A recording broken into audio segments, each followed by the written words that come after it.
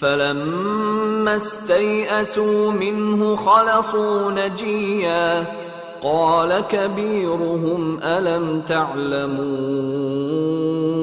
أن أباكم قد أخذ عليكم موثقا من الله ومن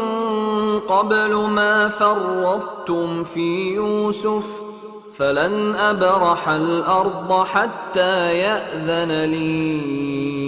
أبي أو يحكم الله لي وهو خير الحاكمين ارجعوا إلى أبيكم فقولوا يا أبانا إن ابنك سرق وما شهدنا إلا بما علمنا وما كنا للغيب حافظين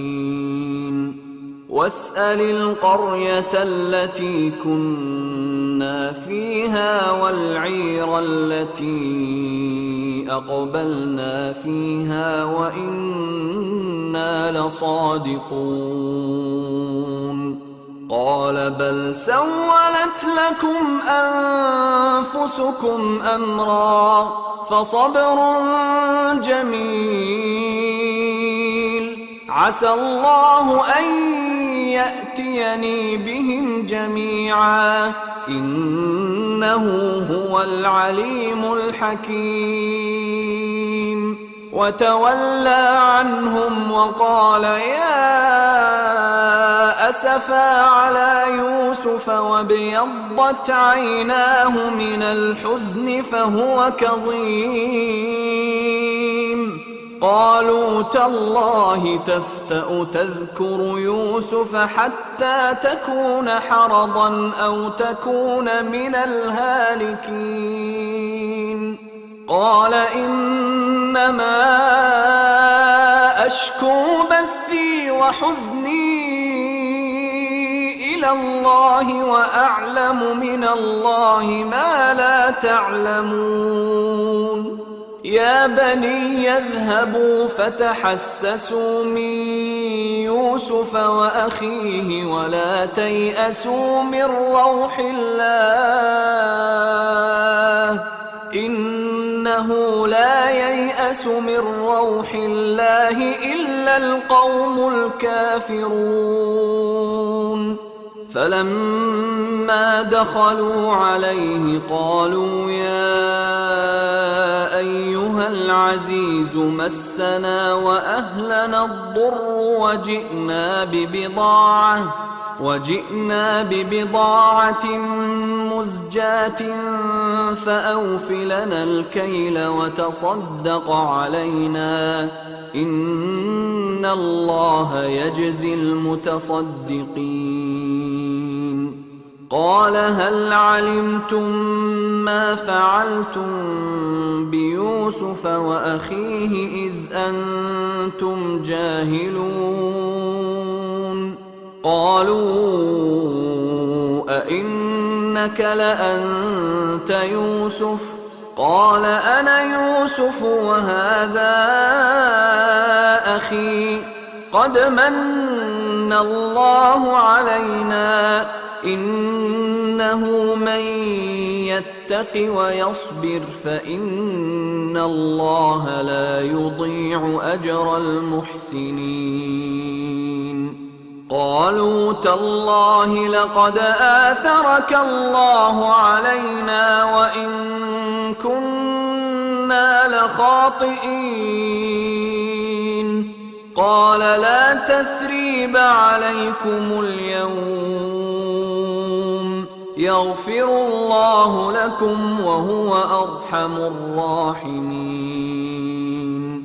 اذهبوا بقميصي هذا فألقوه على وجه أبي يأت بصيرا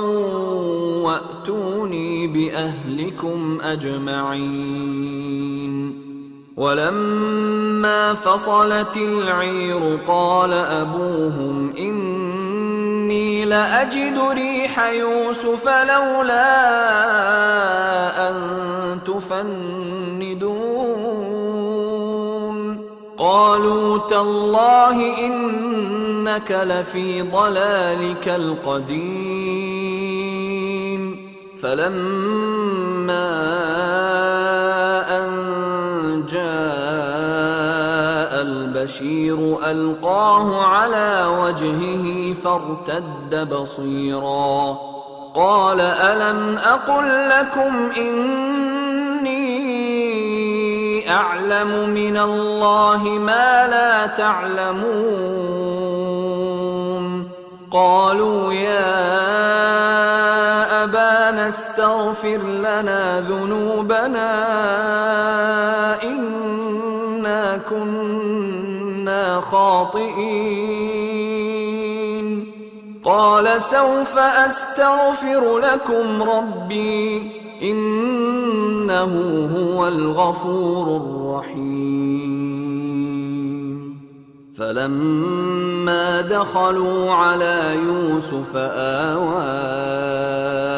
إليه أبويه وقال ادخلوا مصر إن شاء الله آمنين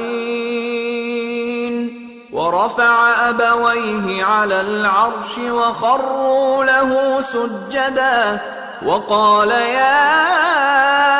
أبت هذا تأويل رؤياي من قبل قد جعلها ربي حقا وقد أحسن بي إذ أخرجني من السجن وجاء بكم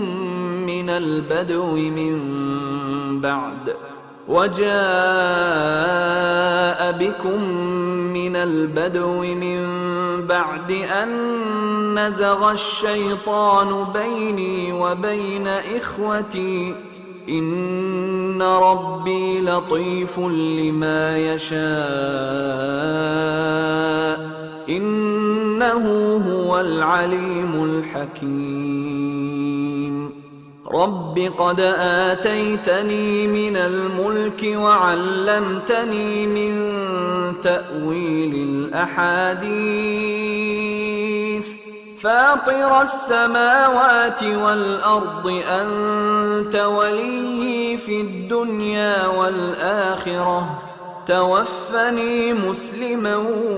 وألحقني بالصالحين ذلك من أنباء الغيب نوحيه إليك وما كنت لديهم إذ أجمعوا أمرهم وهم يمكرون وما أكثر الناس ولو حرصت بمؤمنين وما تسألهم عليه من أجر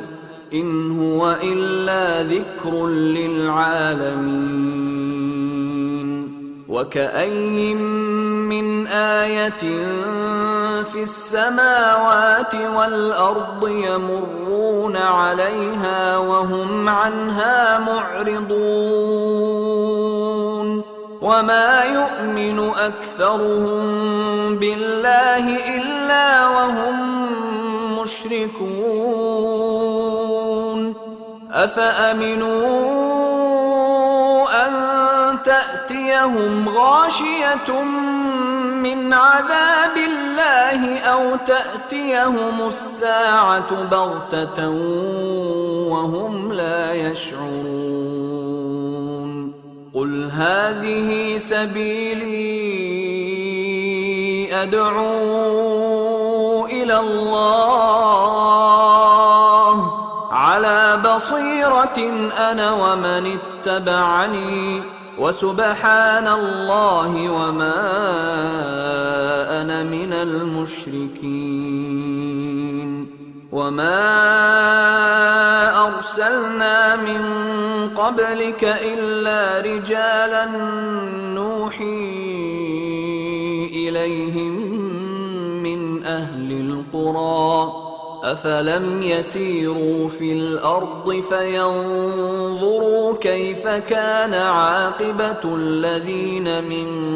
قبلهم ولدار الآخرة خير للذين اتقوا أفلا تعقلون